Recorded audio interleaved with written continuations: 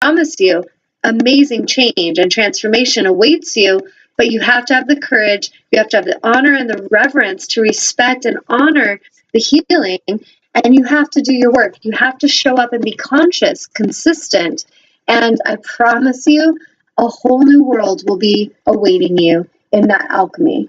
But that is up to each of you. So thank you guys so much for tuning in. I was going to introduce my beloved today, but I think I'm going to have to do that next week because I already went over by 9 minutes. But next week, I plan to introduce all of you to William, and we're going to talk a little bit about our Twin Flame workshop coming up on February, I believe, 7th. So there's still time to sign up for that if you want to. We're going to be doing, we have Skype available or in person, and we are going to record it.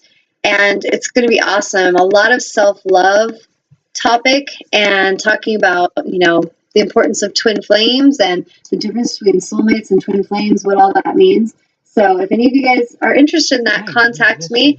And I've got some other mentorships coming up soon, yoga teacher training. So contact me and let's do this. Let's start transcending this planet together and get busy this year in 2016. No more procrastination. Let's start doing our work. What do you say? So thank you guys so much for tuning in. I love you all. And Cindy, thank you. She said so much great info. I'm soaking it all in. So thank you, Cindy. And thanks, guys. I hope you all have an amazing week. And I look forward to connecting with you next Sunday. Mwah! Peace.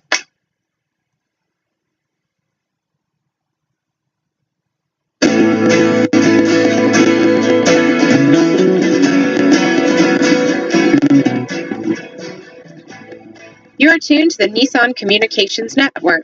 Our weekly lineup of call-in programs includes Computers 2K Now with Amnon Nissan, My Life, My Will with Gisela DiCarlo, The Tanya Love Show, Health Then with Debbie Bruck, Breaking Free with Marilyn Shannon, Triangle Be Well with Howard Jacobson, Lunch and Learn with Rabbi Yisrael Cutler, Lessons of Vietnam with NCVVI members, Parent Dome with Ryan Miller, Current Affairs with Amnon Nissan.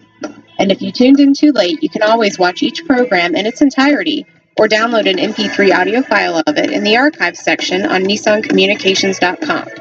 Don't forget to subscribe to our YouTube channel, follow us on Twitter, and like us on Facebook.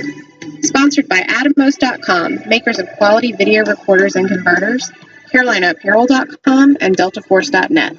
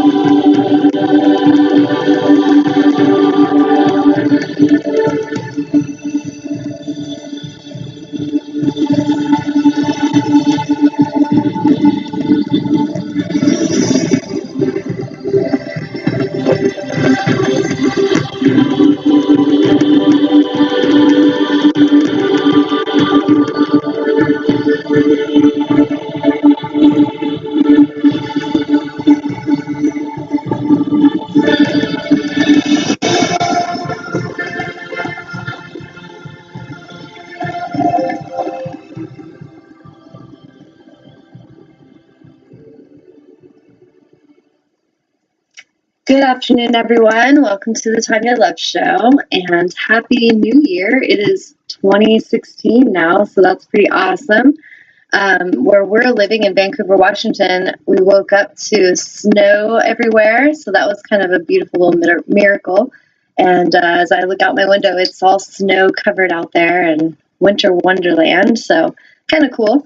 On another note, I and my family have been just moving through this situation with lots of inner reflection. I've been kind of bedridden for the last week and just in a lot of space. I've embodied the space of stillness and really done a lot of processing that I'm going to actually talk about today.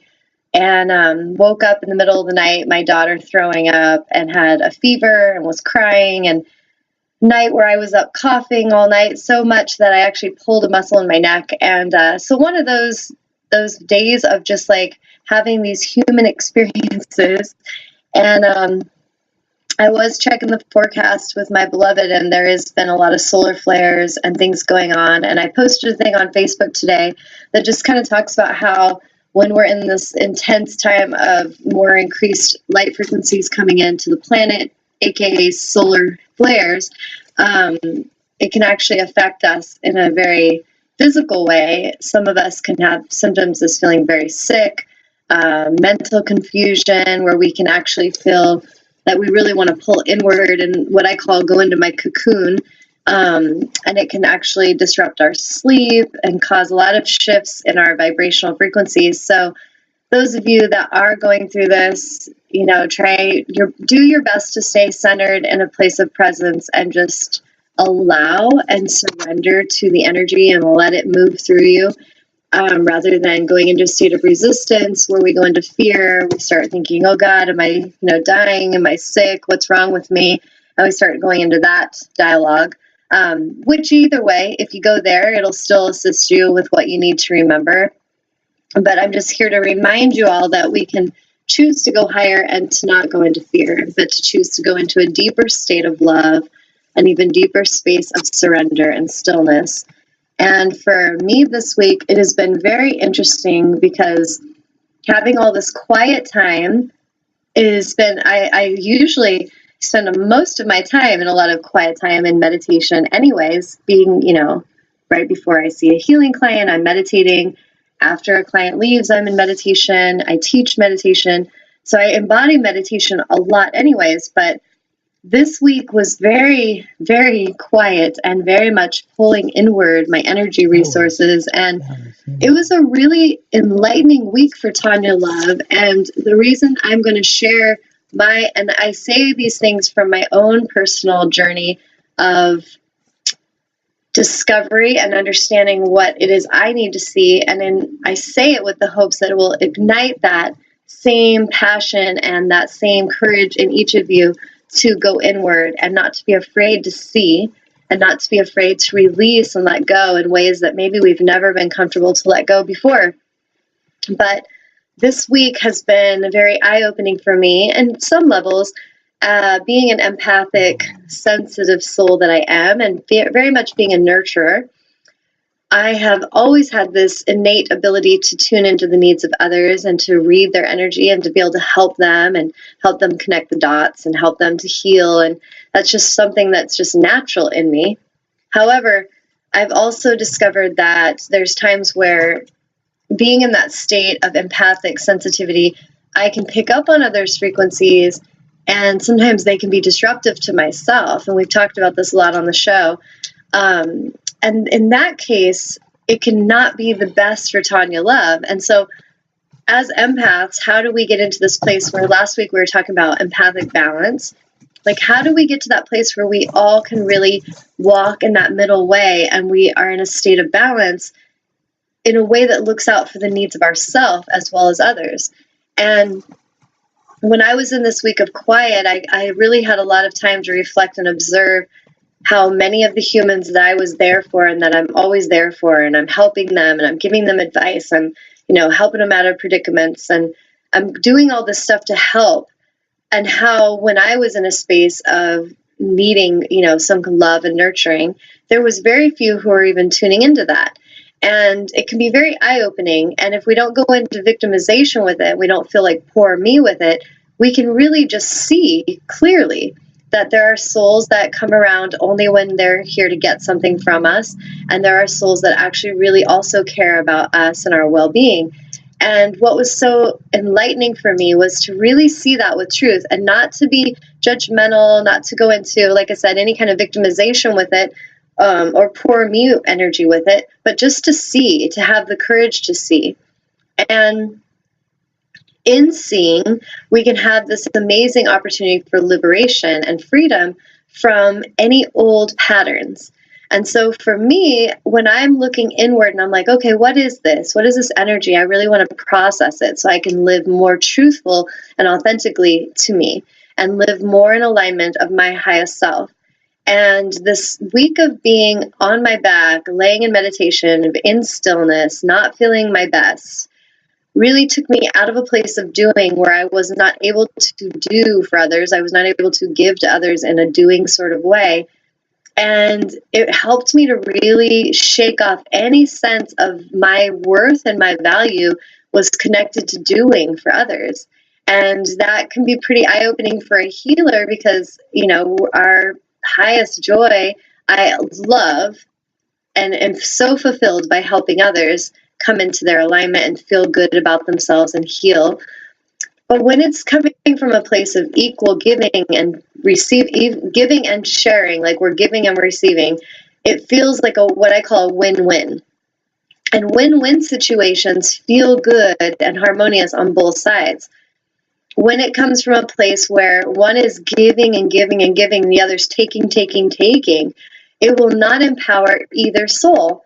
And so the one giving too much will continue to feel like their giving is just falling on, in an energy where it's not really being beneficial, let's say, and where it's also not benefiting them. And then the one taking will also start to feel the disruption and the imbalance, and they'll start to kind of create their own situations based on overtaking. And so what I processed was that in this new year, we all, we talk about resolutions and things we're going to do. There's like, I want to lose weight, I'm going to join the gym, I'm going to give up alcohol, I'm going to give up cigarettes, I'm going to, whatever. We have all these different resolutions that we give to ourselves each year, and they can all be great, and they can be amazing if we really align and follow through with them, and they can be very enslaving if they're just new things that we talk about and that we really don't, follow through on, and that can start to actually cause us to feel even worse about ourselves. And so when I processed in this last week, what is it that I wish to have as a resolution? And it's not just like a New Year's resolution, but for me, every moment, every day is a new earth day, a new earth moment of reality, of living in such a way that we are free of enslavement and that we live with liberation and truth. And for me, as I processed it, and as much as you guys see me speaking my truth on this show, I do a great job with it. But there are times we all go through where we're biting our tongue with that loved one, and we're just, I'm not going to say anything to that, roommate or that sister or that husband or that boyfriend or girlfriend or whatever the situation may be, our boss, and we hold back our truth because we're at some level, we're afraid to completely be authentic. Because I feel, when I process it in myself, when I'm nervous to speak my absolute truth to someone that's, let's say, very much being rude and hateful and judgmental, and instead of me boldly saying something about it, I just bite my tongue and I hold back.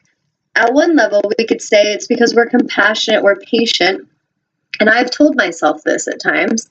And at another level, when I get to be really honest with myself, it's because at some level I am afraid to speak that truth. And at some level, the fear comes down to, I feel, a feeling of being rejected and not being accepted.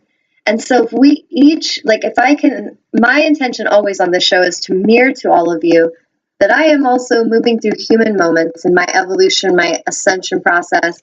And every moment I'm getting more and more truthful, more and more authentic, and that is my intention.